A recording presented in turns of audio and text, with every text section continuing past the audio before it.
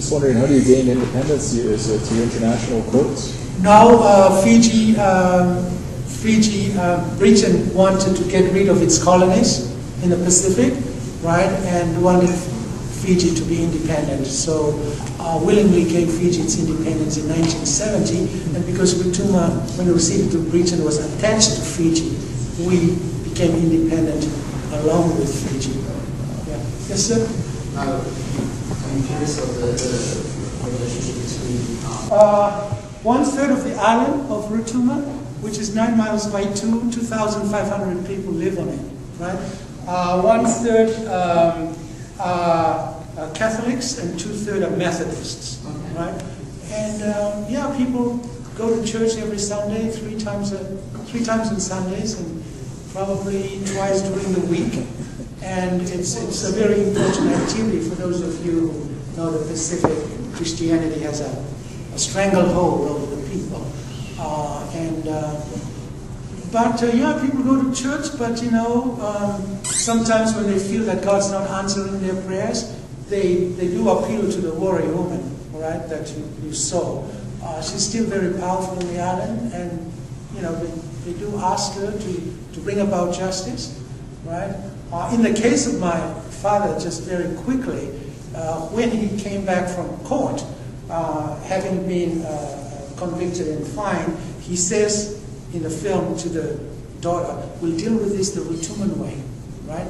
And what actually happened in real life was they dug an earthen oven, killed the pigs, and cooked taro and yam and chicken, and made an offering to the warrior woman that if indeed some injustice was done in court, then they needed that put right, and they wanted the warrior woman to bring about justice. And not too long after that, the mother of the corrupt court interpreter was weaving a mat, right, in her house, and it's a thatched house, and the door was open, and the young men of the village were throwing darts on the road, right, and at the end of the dart is kind of this hard wood, like a torpedo, shaped like a small torpedo, and one of them went right off the road and pierced her and blinded her. So from the Rotuman point of view, that's the justice, all right? When we were making a movie, it's too long a story, but we had real problems with someone on the island who tried to stop us from filming and put a sign up and said, "This is my land, if you don't like it, come and see me." But land on Rotuma is owned communally, right? So we had a kangaroo court case on the movie set with the district officer and a court interpreter trying to resolve the situation. And in the course of argument, he invoked this saying, and he said, you know, the land has eyes, the land has teeth, and you know, the land's going to get you, and the land's going to get you. So they were arguing, and it ended up with this man being handcuffed and taken and put in prison. And he was there while we made our movie. Not too long after that, he went back to Fiji, and he mysteriously got ill. And he went all over. He went to New Zealand looking for a cure, and the doctor said there's nothing wrong with him. He was only in his either late 30s or early 40s. And so he died. When we went to screen our movie in Rotuma, he wasn't there. He died. And so from the people's point of view on the island, that was the indication that what he was doing was, you know, was not right. Because land is owned communally, and when he was claiming that he himself owned the land, he wanted $100,000, which is about the size of our budget, you know, shooting on the island. There was no way we could pay him that money, but on top of that, it wasn't his land. It belonged to a whole clan.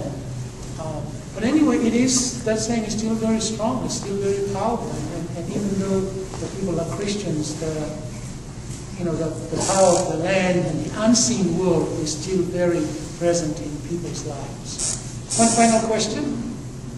One thing I was okay in the film there, when they were, she went for her interview, I noticed that, you know, there were all just men there for the interview. There was no other, you know, no women there. She was the only one sitting there. Right.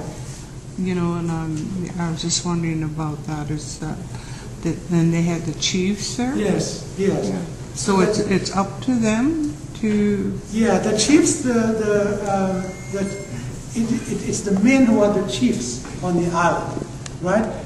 But in the context of the wedding, where you have that woman clown who takes on the persona of the warrior woman and kind of retells and reminds the men that even though they might have the power in real life and strutting around, don't they ever forget that it was a woman who was there on the island first. So the political hierarchy is overturned in the context of the wedding.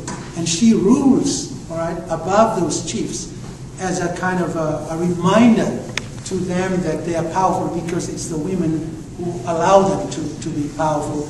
And she's reminding them of the founding myth of the island, right? So that's what's happening in the court case, right? Where the male chiefs are there as the members of the scholarship committee to make a decision, right? But then when the wind comes in and the warrior woman appears, she dominates and she takes over as a kind of a reminder that she's supreme over everybody else. That was a very difficult scene for me, and maybe it's too academic, that particular scene, but I was trying to portray the two worlds, the world of the white man from outside watching and he doesn't understand it, right? And from his point of view, you know, the wind comes in and the man has a fit and he's on the floor, right? But from the Rotuman point of view, the chiefs and the girl, they saw something else that happened when the wind came in with the feathers. The Rotuman women edged their fine mats with feathers, and the red is color of blood, color of chiefs and power, mana, right?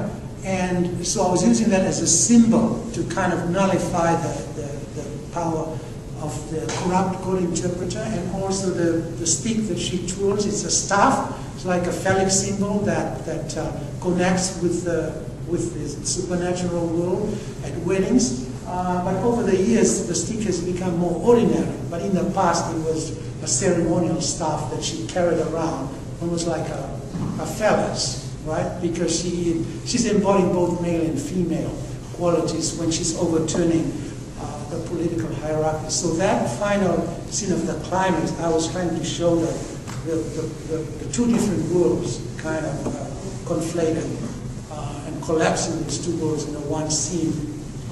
The Rotuman worldview and the worldview from the outside. It's a very difficult scene to communicate visually. Much easier, I think, to just write it. It's the one, you know. But